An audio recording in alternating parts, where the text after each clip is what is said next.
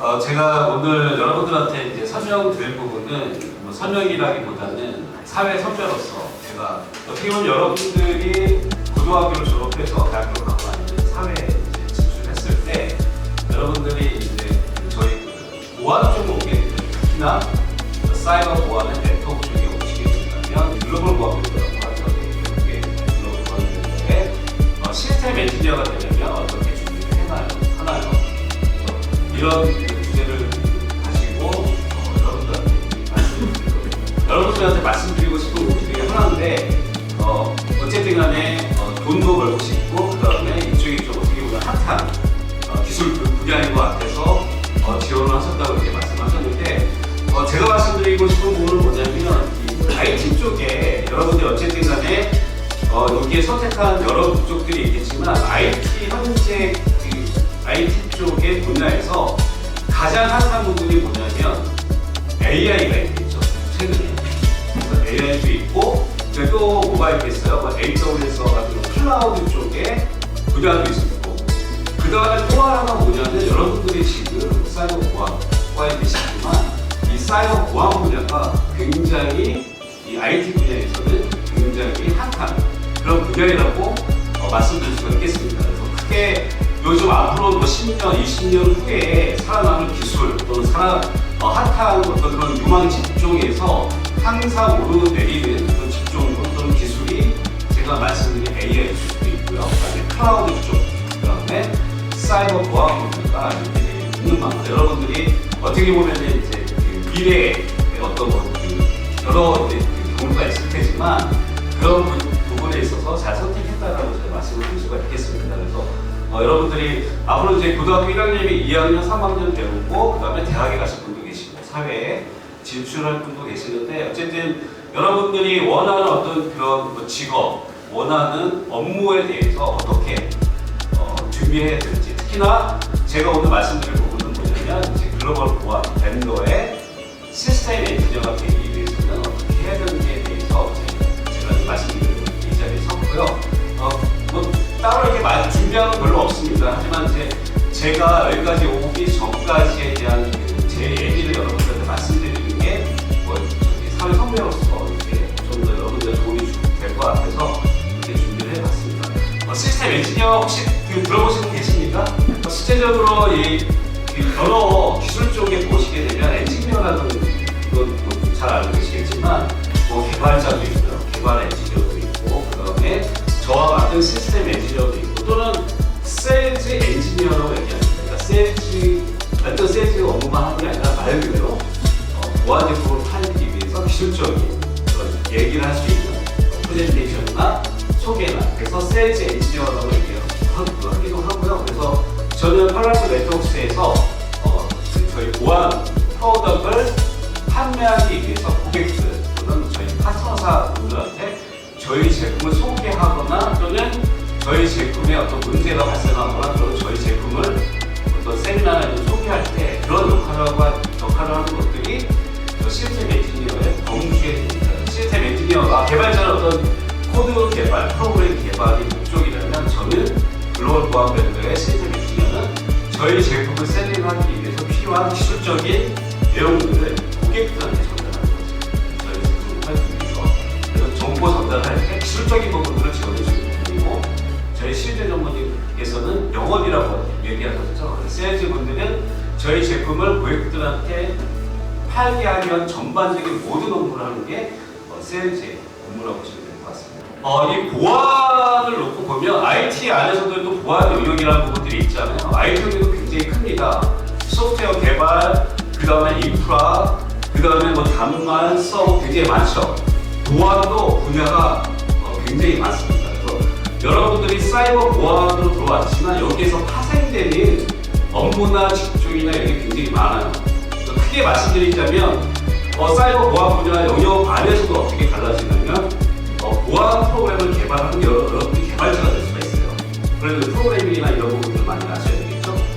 또 하나는 뭐냐면 이 보안 제품을 하는 그런 회사의 연구개발소, 그러니까 연구개발자로 할 수도 있고요. 제품 개발, 이게 하드웨어 제품 개발이 될 수도 있겠죠.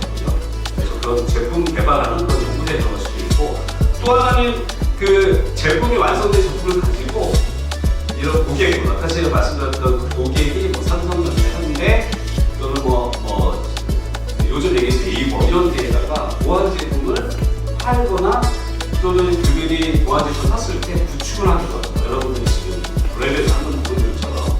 그래서 그러한 보안 제품을 팔거나 설치하는 그런 프로젝트 엔지니어가 될 수도 있고요. 또 하나는 보안 컨설턴트가 될 수가 있습니다.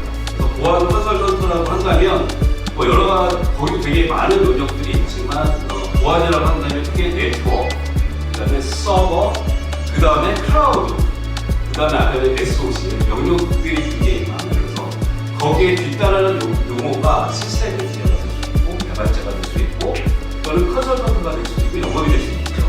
또 굉장히 많은 이 사이버 보안 영역 안에서도 여러분들이 2년 후에 뭐 대학교에 가서 더 공부할 수도 있고요.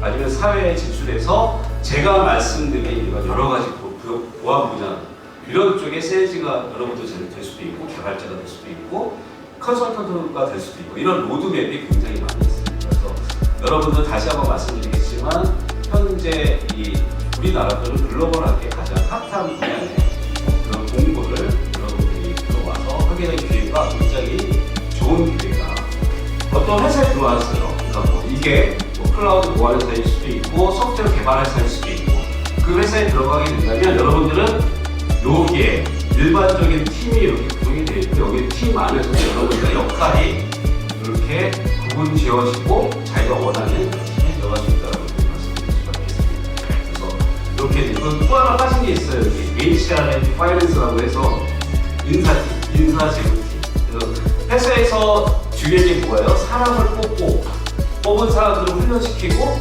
그 업무에 전무가 되기 위해서 그 프로그램을 진행하는 게 HR, 휴먼 앤 리소스라고 얘기하는 HR 쪽의 인사팀. 그다음 파이낸스 팀은 뭐예요? 재무팀. 전체 회사가 돌아가는 어떤 돈에 대해서 들어오고 나가고 그런 부분들을 관리하는 팀.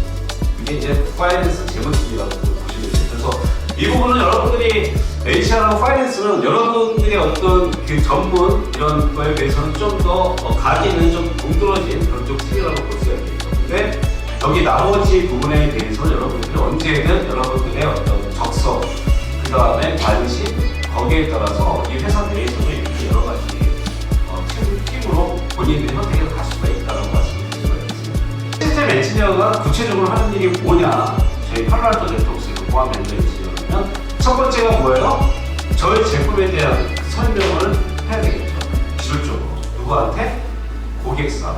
저희 제품을 구매하면 어떤 부분이 좋아질 거고 어떤 비용료가 어떤 부분에 보안성이 높아질 겁니다라는 이런 부분들을 얘기를 하게 되는 거죠.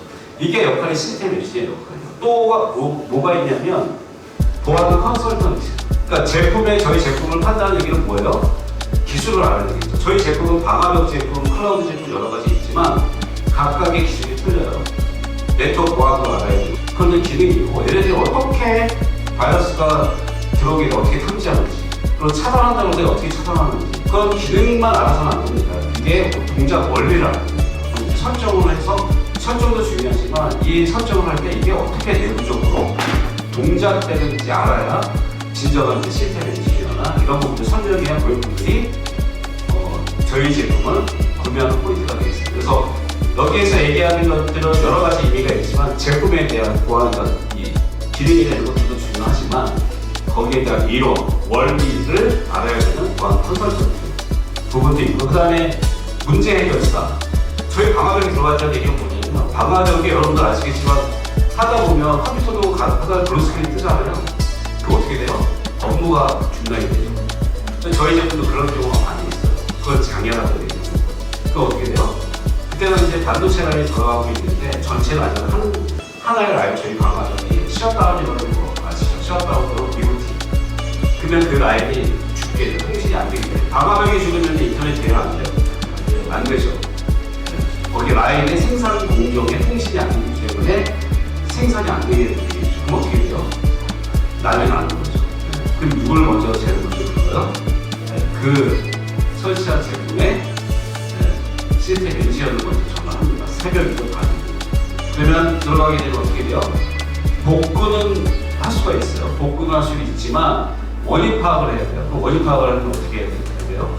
원인이 나올 때까지 실제 매니저가 책임을 지고 본사에 커뮤니케이션을 하고 아니면 테스트를 하고 그런 업무를 관장하는 거예요. 그리고 마지막으로는 트렌드 전달자. 이게 뭐냐면 이제 그 사이버 보안의 시스템 엔지니어가 이런 제품 쓰기도 하지만 중요한 거는 이제 트렌드를 알아야 되잖아요. 요새 잘 나가는 이제 사이버 보안 고객이 물어봤습니다. 요즘 사이버 보안 어떤 게 유명해요?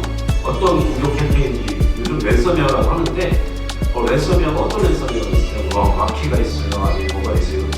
또는 요즘 해커 공격들이 많은데 어떤 공격들이 많나요? 이런 것들도 물어본다는 거죠. 이런 트렌드를 알면 어떻게 해야 돼요? 많은 것들을 이제 배워야 되겠죠. 진짜 요즘은 이제 AI가 챗GPT가 그 제미나이 나와서 이런 것들 여러분들이 예전에는 책을 보고 그다음에 뭐 책을 사서 또는 어떤 강의를 들어야 되는데 여러분도 지금 챗GPT나 제미나이 이런 부분들을 이렇게 보면 배기 전에서 또는 유튜브를 통해서 이런 트렌드를 익혀야 되는 부분들도 시스템 엔지니어가 하는 역할 중에 하나가 되겠습니다. 그래서 제가 말씀드릴 수 있는 부분이 여러 가지. 시스템 엔지니어라고 하지만 이런 그 일들을 주로 한다고 보시면 됩니다.